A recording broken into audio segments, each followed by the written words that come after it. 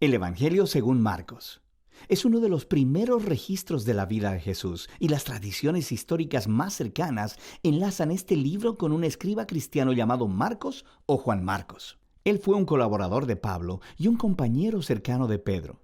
De hecho, un historiador de la iglesia antigua llamado Papías registra que Marcos había recolectado todo el testimonio ocular y las memorias de Pedro y luego las acomodó en este registro. Pero Marcos no reunió al azar todas las piezas, sino que diseñó cuidadosamente la historia de Jesús. En la primera línea del libro, Marcos hace esta declaración respecto a Jesús: principio del Evangelio de Jesucristo, el Mesías, Hijo de Dios. Lo que es interesante es que esta es la única vez que Marcos te dirá lo que piensa. En el resto del libro, él te va a influenciar simplemente poniendo las acciones y palabras de Jesús delante de ti y mostrándote cómo otras personas reaccionan a él. Marcos ha diseñado la historia de Jesús como un drama con 3 actos. El primero sucede en Galilea, el tercero en Jerusalén, y el segundo acto muestra a Jesús en el camino de un lugar a otro, y cada uno de los actos se enfoca en un tema repetido. En el primer acto, todo el mundo está asombrado por Jesús y se preguntan: ¿quién es este Jesús? En el segundo acto, son los discípulos los que están luchando por entender qué significa que Jesús es el Mesías. Y luego, en el tercer acto, vemos la sorprendente paradoja de cómo Jesús se convierte en el rey mesiánico. Entremos en la historia y veamos cómo se desenvuelve. Después de la línea introductoria, Marcos comienza con una cita de los antiguos profetas, Isaías y Malaquías, quienes dijeron que Dios enviaría un mensajero a Israel para prepararlos para cuando Dios mismo venga a rescatar a su pueblo y se convierta en su rey. Y Marcos presenta a Juan el Bautista como el mensajero. Y luego, justo cuando esperas que Dios aparezca personalmente, Marcos presenta a Jesús. Y mientras él llega a la escena, los cielos se abren, el Espíritu de Dios desciende sobre Jesús y Dios dice: «Tú eres mi Hijo amado». Después de esto, Marcos pone delante de nosotros un resumen del mensaje central de Jesús. Él fue por Galilea, anunciando las buenas nuevas de que el reino de Dios se ha acercado. Jesús está continuando con la historia de las Escrituras del Antiguo Testamento sobre la operación de rescate de Dios para su mundo. A través de Jesús, Dios está restaurando su reino sobre el mundo al confrontar y derrotar el poder de la maldad sobre las vidas de las personas. Y entonces las invita a vivir bajo su reino al seguir a Jesús. A partir de aquí, Marcos nos da un gran bloque de historias, mostrándonos el poder de Jesús mientras Él trae el reino de Dios. Él va sanando a personas cuyos cuerpos están enfermos o quebrantados, o bajo la opresión de poderes espirituales oscuros. Y Jesús incluso hace algo que, para el pueblo judío, solo Dios tiene el derecho de hacer. Él perdona los pecados. Y las acciones de Jesús producen muchas respuestas diferentes. Algunos le siguen y se vuelven sus discípulos. Otros todavía no saben qué pensar y otros lo rechazan completamente, especialmente los líderes de Israel, quienes lo acusan de blasfemar contra Dios y de recibir poder del mal. Pero Jesús no está sorprendido por estas respuestas. De hecho, Él apunta a ellas. En el capítulo 4, Marcos ha recolectado muchas de las parábolas de Jesús acerca de la naturaleza misteriosa y escondida del reino de Dios. Jesús dice que su mensaje es como una semilla cayendo en distintos tipos de suelo. Algunos son receptivos y otros no. O que es como una semilla de mostaza que es muy pequeña, parece insignificante, pero luego crece enormemente y sorprende a todos. El punto de Jesús es que Él realmente es el Mesías que trae el reino de Dios, pero no luce como nadie lo esperaba. Esta creciente confusión acerca de Jesús entre las multitudes está conectada con la idea clave que Marcos enfatiza al final del primer acto, que incluso entre los discípulos de Jesús hay confusión. Ellos también están luchando por entender quién realmente es Jesús. Y eso nos lleva al segundo acto. Este comienza con una conversación crucial.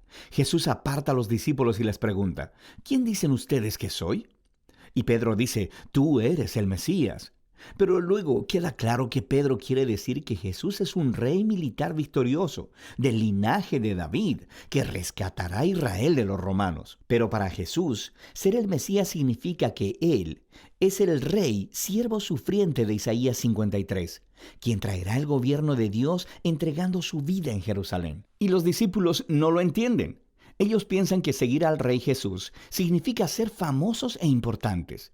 Y Jesús deja claro que seguirle, en realidad, significa morir, como cargar tu propia cruz. Significa rechazar la violencia, el orgullo y el egoísmo, y entregar tu vida a favor de otros en actos de servicio y amor. Él tiene la misma conversación con ellos 2 veces más.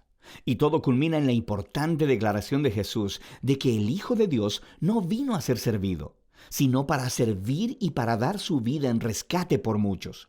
Los discípulos todavía no lo entienden, responden con miedo y confusión. Así que aquí, en el segundo acto, Marcos ha colocado otra historia clave que hace eco de la introducción del libro. Jesús toma a 3 de sus discípulos y los lleva a una montaña, y de pronto es transformado. Él está radiante, con luz y gloria, y una nube los cubre. Ahora, esto es justo como la gloria del Dios de Israel se mostró hace mucho tiempo en el monte Sinaí.